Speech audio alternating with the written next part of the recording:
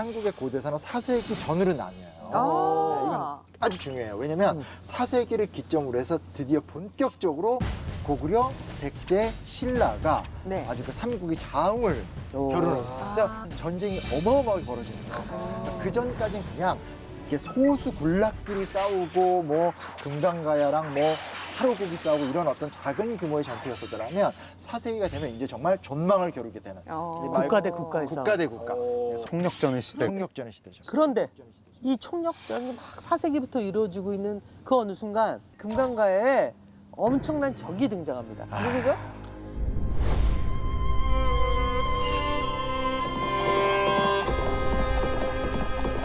(391년) 네. 그게 이제 4세기가 저물어가는 그때 고구려의 강개토 대왕이 즉위를 합니다.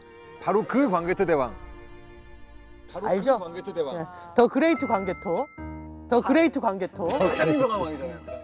예, 18살의 왕이 올랐고요. 오르자마자 정복 전쟁을 시작을 해요. 18살부터요? 그렇죠. 와. 그리고 한편 399년 네. 금강가야의 철기군이 울산으로 이제 북상을 합니다. 백제 외 금강가야 연합군이 신라를 기습 공격하는. 그래서 신라 입장에선 야 큰일 났다. 망했다.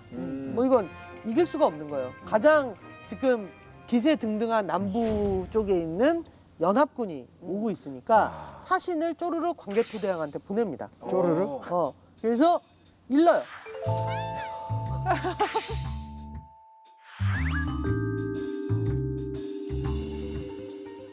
일러요. 연기. 한라인. 망했어요. 살려주세요. 쟤네들이 저렇게 해가지고 우리 땅을 먹으면 그 다음엔 설마 즐거워요. 우리 여기서 아름다운 벽 하나 세우고 영원히 행복해 이러겠느냐. 올라간다. 올라갈 거다. 칠 거다 네. 분명히. 그러니까 광개토 대왕 입장에서도 이거 안 좋은데. 왜냐면 분리될수록 내가 관리하기가 편한데 그치. 라고 생각을 하니까 서라볼로 향해서 연합군을 기습 공격을 합니다. 네.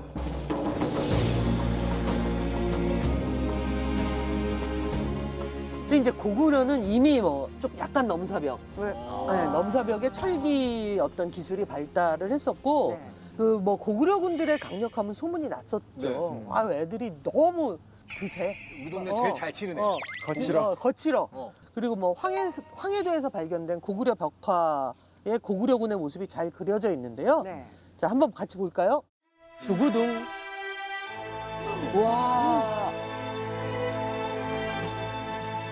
이게 무슨 벽화예요? 일단 고구려의 어떤 그런 풍속이나 문화 네. 그리고 이제 고구려 군대를 묘사한 그림인데 실제 이제 보면 군대가 여러 종류로 나눠져 있어요. 네, 네, 네. 그러니까 무슨 얘기냐? 편제가 군대구나. 그러니까 다양한 전술로 싸울 수 있는 군의 세분화가 이루어졌다는 걸 우리가 좀 확인해 볼 수 있게 되는 거고요. 그리고 이 중에서 조금 주목해서 볼 수 있는 게 저기 보이시죠? 요게 이제 철갑기병, 철이 있었네요. 대마무사라고 많이 부르죠. 대마무사. 대마무사. 대마무사 들어봤어. 유명한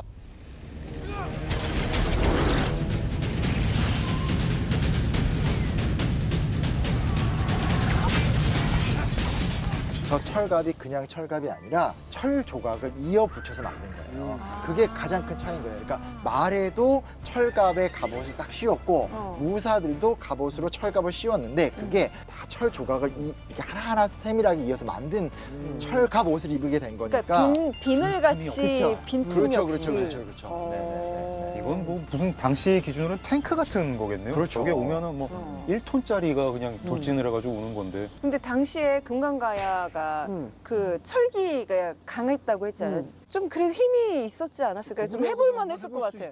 근데 가야 철갑옷이랑 좀 달랐어요. 가야 철갑옷은 종장판 갑옷이라고 해서 긴 철판을 이 작은 못들을 이용해서 연결하는 식이었는데 당시 한반도 남부에서는 가장 퀄리티가 좋긴 했어요.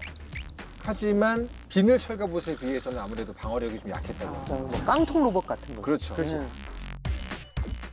일단은 이제 철로 두르고 있는데 거기에다가 긴 철창을 갖고 있어요. 철 갑옷을 입은 이 개마 군단이 촉촉촉 가면서 선두에서 긴 철창으로 막 쑤시고 다니니까 이걸 막는 게 굉장히 힘들어요. 더군다나 이제 유물로 밝혀진 건데 모신 같은 게 있어요. 네? 이 뭔신? 모신. 모친. 모신? 그러니까 말 그대로 이제 발로 이렇게 신발의 바닥에 스파이크.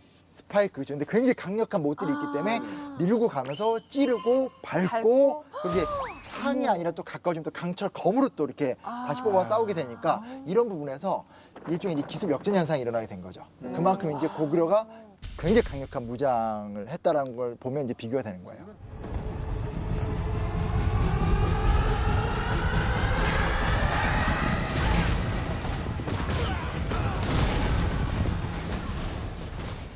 진짜 무서워. 그러니까 듣기만 해도 무서워. 상관이 네. 일 못한다고 조인트 한번 까면 그냥 그대로 병원 가면 되는 거야. 버스에서 발 밟아도 바로 병원이에요. 어. 충격이었을 수밖에 없는 게 철하면 원래 우리 가야인데 철을 갖고 그 정도의 재련을 보여주니까 철이 있다는 문제가 아니라 철의 재련에서 이제 확 격차가 나는 거죠. 인원도 달랐을 것 같아요. 그렇죠. 숫자에서도 밀렸어요. 그 금강가야 인구가 7만 5천 명 정도거든요. 고구려군이 5만 명 내려왔대요. 그러니까 인구 7만 5천 명인 나라하고 싸우려고. 물론 여기 이제 뭐 그 백제군, 네. 그 외나라군 이런 연합군들이 있었지만 개마무사를 포함한 5만 명의 군이라는 건 사실은 좀 무서운 거지. 어마어마한 네. 거죠. 그리고 이제 연합군이라는 게 말은 멋있는데 연합이란 말은 이제 이게 좀 우왕좌왕할 수 있잖아요. 그렇죠. 정치기가 네. 흐트러져 있는데 이쪽은 단일한 대우가 들어오게 된 거니까 어마어마한 뭐 힘의 격차가 있을 수밖에 없겠죠. 그래서 연합군은 결국 금강가의 종발성까지 밀려나요. 지금의 부산 연제구의 배산성지터 주변이라는 설이 나름 유력한데요. 그러니까 김해와 부산인데 연제구까지 이렇게 밀려난 거예요. 완전히 바깥으로. 그냥 바다 앞까지. 네, 거의 금강가야의 끝자락까지 밀려난 거고 이게 바로 고구려 남정 사건의 전말입니다.